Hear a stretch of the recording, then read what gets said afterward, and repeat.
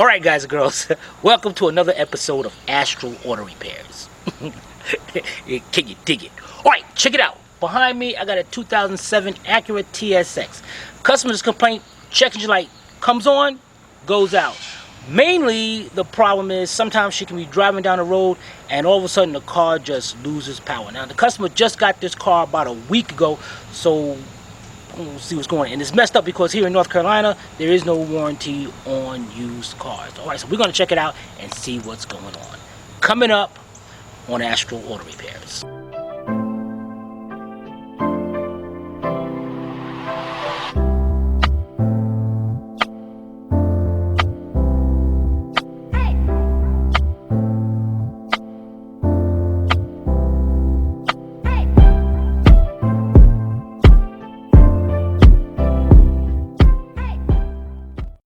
Alright guys, we got the key. Let's start this up and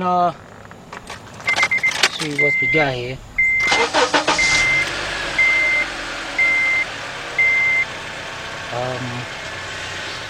No check engine light. Got an airbag light on. Yeah, check the airbag system. How many miles up here?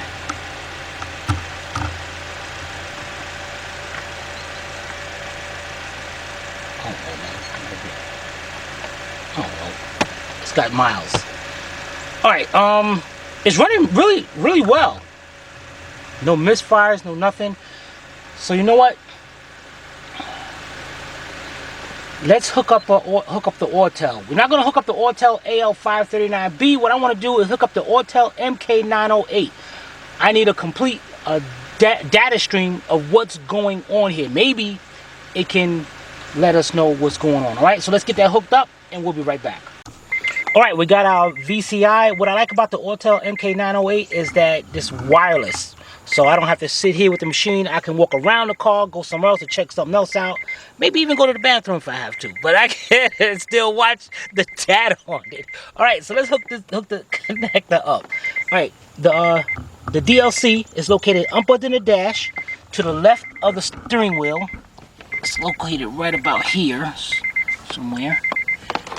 So let's get that hooked up.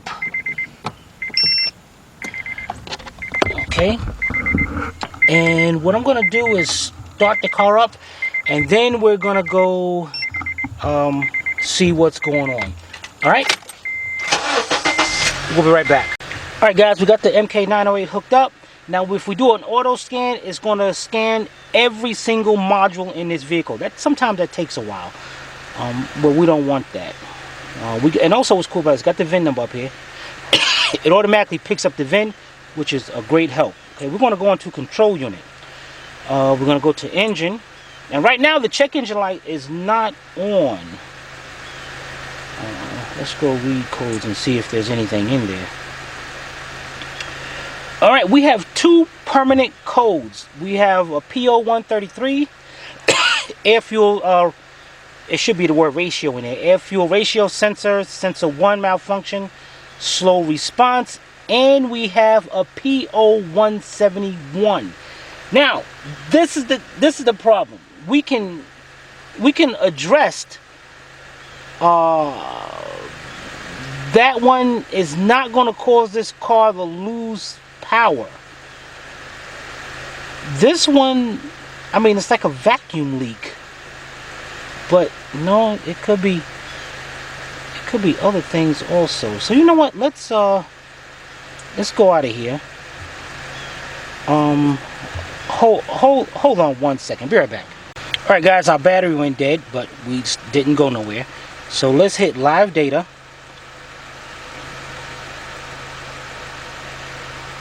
Now, guys, this is what's great about the MK908. The MK908 will, let's go with the ECT. This thing looks like it has two ECT sensors, coolant temperature sensors.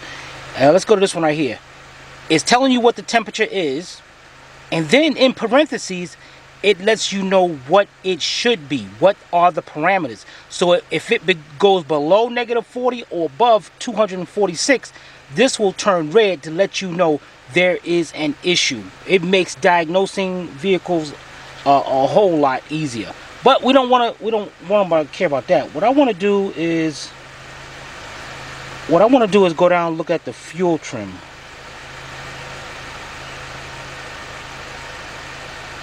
All right, there we go. We have our short-term fuel trim was at 1.07. As you can see, it's within range. That's good. Long-term. Wow. Long-term is actually in. Now, if long-term was out of range, it was even if it was a little bit below 1.5, that wouldn't cause a check engine light. It would have to go over 150, but it's really staying good there. So now we come across a little bit of problem here. What caused that P0171 or the P0133, and at the same time would cause this car to stall out? Now, long-term fuel trim. If it's getting too much air, no, that's not going to cause the car to stall out. If it's getting too little fuel, that would cause the car to stall out. So now we're gonna go on that, especially not stall out, lose power. Now, so we're gonna operate on that principle that the car is not getting enough fuel. Could be the fuel pump, could be the fuel filter, I don't know.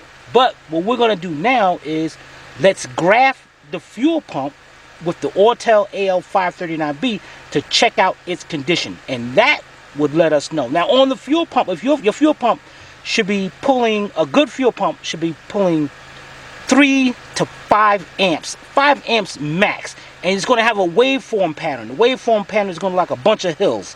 It's going to go like an up and down, up and down. That shows a good fuel pump. If anything's messed up with that pattern, then we got an issue going with that fuel pump, and it will cause this pump to stall out. So before we go any further, let's check out the condition of the fuel pump. We'll be right back. All right, guys, here we go. The Autel AL539, yeah, buddy B. All right, we're gonna graph the fuel pump with this machine. Now check this out. This is cool. The other machine, it wasn't that bad. How much was the other machine? Like 24, 25? Yeah. 24, 2,500. Now this is what I mean by it. Now that machine was $24, $2,500, but it cannot do graphing like this machine, which was only $80. So that's what I mean. It really don't matter. So let's get right to it. First of all, we got our fuse panel located down here, right up in front of our DLC connector. We're just gonna pop that out, and what we're doing is looking for the fuel pump fuse. And if you can see, the second row starting from the right. Hold on, cause I didn't realize you were bringing it all the way over here. Got kind of bright. Okay, it's which one? Middle row starting from the right, the fourth one. Oh, okay, got it. All right, it's a 15 amp fuse. So what we're gonna do is grab our needle nose. Let me see. Okay. You can see in here? A little bit. Don't matter. 1, 2, 3, 4. Yeah, I can see. Okay. Pull the fuse out. So right now, if we tried to start the car would start up because the fuel that's in the injector, whatever, it'll still spray a little bit, it'll stall right out. Now, as I told you guys before, you want to get your fuse eliminators. These things will bypass the fuse. Now, with it connected right now, the way it is right now, I will put it in there and it will not start the car. But if I touch these two together, it will. So what we need to do is the Autel AL539B is going to mimic that 15 amp fuse, and it's give us a good pattern on what that fuel pump is doing. So what I'm gonna do is plug this in to where the fuse was. Okay, now we have our two open wires here. We're going to use our test leads with the alligator clips on them. And we're going to go in here and connect them.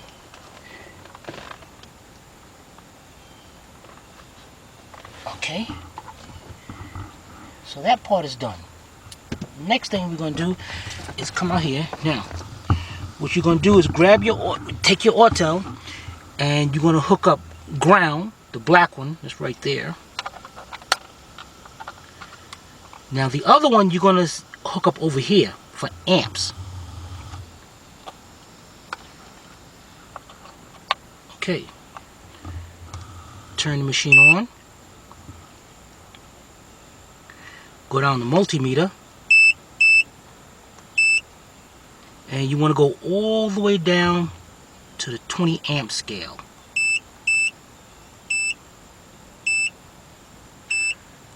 Now we're going to start the vehicle up.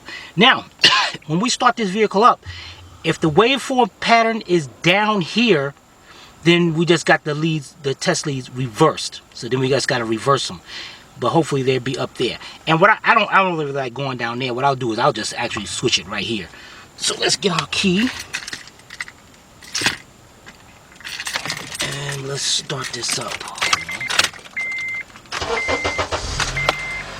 Alright, I got it right. Now see that, and also look, I don't know if you just saw that, the amps jumped high. Now that is not a smooth pattern right there.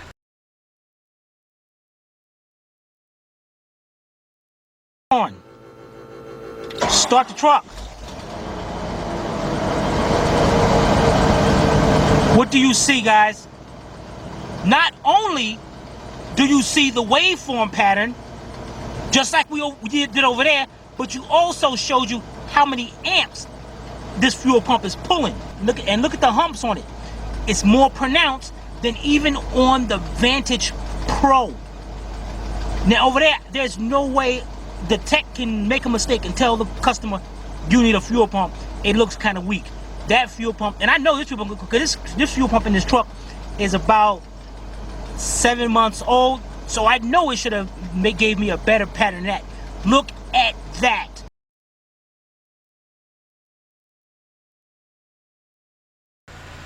That is kind of, those hills are down. That's the accumulators inside the pump. When the pump circulates, it creates that.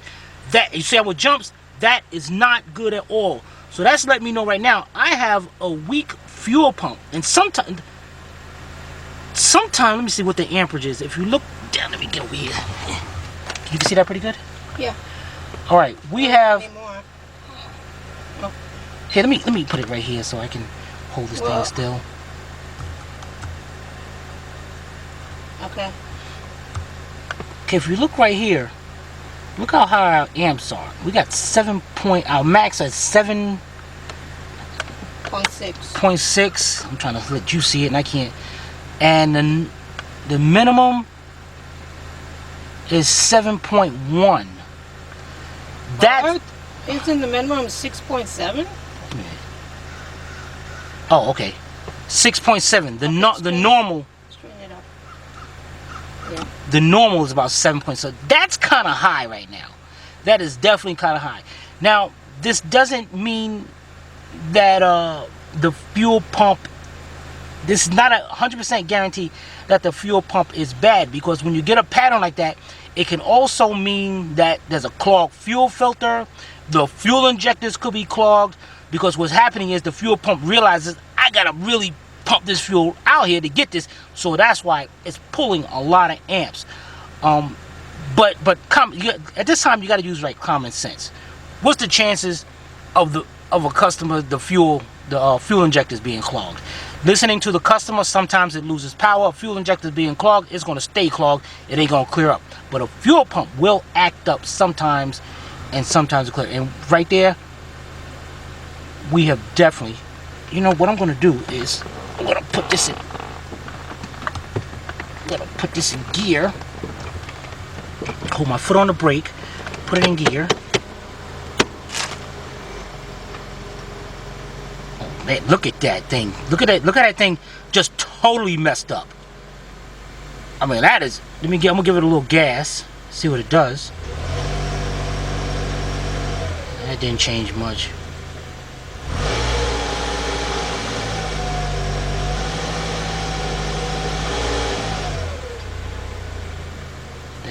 Man, that's a raggedy pattern.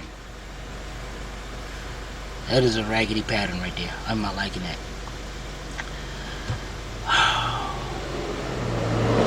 So first, you know what we're gonna do is we're gonna look up to see if this car does have an external.